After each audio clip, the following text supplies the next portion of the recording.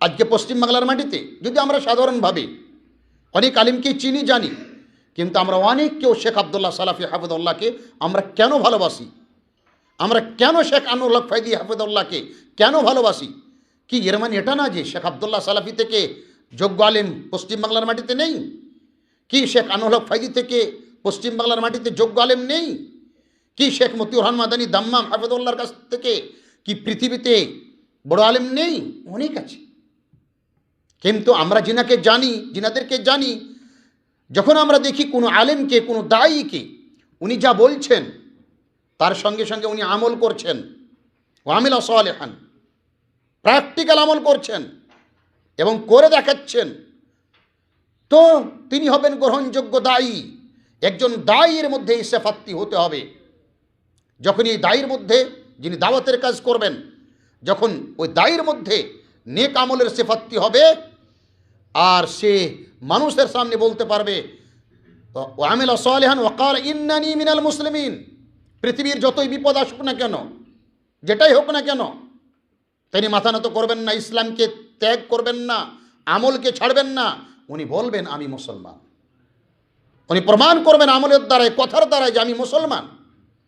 আজকে আমি বলছিলাম সোশ্যাল মিডিয়াতে যে আজকে আমরা দায়ী নিয়ে, দায়ী আমরা সবাই, দায়ী আমরা সবাই। আমাদের কাছে একটি দলিল রয়েছে, যেই দলিলকে সামনে রেখে আজ যারা আমরা মডার্ন যুগের সাথে যুক্ত বা আমরা জেনারেল শিক্ষিত, তারও আজকে আমরা নিজকে দায়ী বলে থাকি। দায়ীর জন্য ওলামায়ে কেরাম, দায়ীর জন্য ওলামায়ে কেরাম যেটা সর্বপ্রথম বিভিন্ন আয়াত এবং হাদিসকে সামনে রেখে সালফগণ, সাহাবায়ে কেরাম, মুহাদ্দিসিনে কেরাম, যিনারা প্রথম শর্তটি রেখেছেন, তিনি সেটা হচ্ছে আল ইলম, আলেম হতে হবে, ইলম, আলেম হতে হবে। আলিম কোন আলেম? আমরা সাধারণ মনে করি আলেম মানে এডুকেটেড, লেখাপড়া হলেই হবে না। শরীয়তের আলিম হতে হবে, দ্বীনের আলিম হতে হবে, ধর্মের আলিম হতে হবে, হাদিস ও কোরআনের গভীর জ্ঞান থাকতে হবে।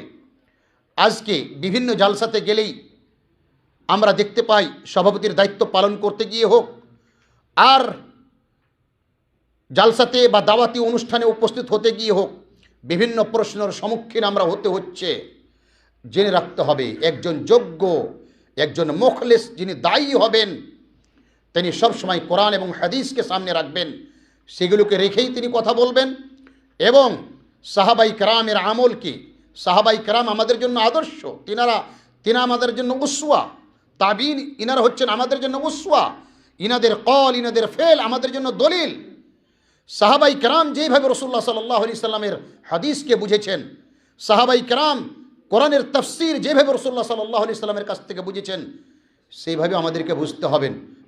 এবং যখন আমরা সেভাবে বুঝতে পারবো, তখনই আমরা মানহাজে সালফকে অবলম্বনকারী, আমরা একজন দায়ী হতে পারবো। আর যখনই এটা হতে পারবো, তখনই আমরা দায়ী মুখলেস হতে পারবো, গ্রহণযোগ্য দায়ী হতে পারবো, এবং আল্লাহ তাআলা এই দায়ীর মাধ্যম দিয়ে দ্বীনের খিদমত নেবেন এবং কবুল করবেন। নচেত যদি আমরা নিজের পকেট থেকে কোরআনের ব্যাখ্যা করি, হাদিসের ব্যাখ্যা করি, যেই মতো বর্তমান যুগে সোশ্যাল মিডিয়াতে আমরা দিবারাত্রি দেখতে পাচ্ছি, সেই মতো যদি আমরা ব্যাখ্যা করতে থাকি, ইসলামের উপকার থেকে ক্ষতিটাই বেশি হবে। আল্লাহ তাআলা যেন আমাদের সকলকে কোরআন হাদিস অনুযায়ী দাওয়াতের কাজে যুক্ত থাকার এবং দাওয়াত ও তাবলীগকে সঠিক মুহাদ্দিসিনে কেরামের বিশ্লেষণ অনুযায়ী বুঝার আল্লাহ তাআলা আমাদের সকলকে তৌফিক দান করেন। ওয়া জাযাকুমুল্লাহু খায়রা। আসসালামু আলাইকুম ওয়া রাহমাতুল্লাহি ওয়া বারাকাতুহু।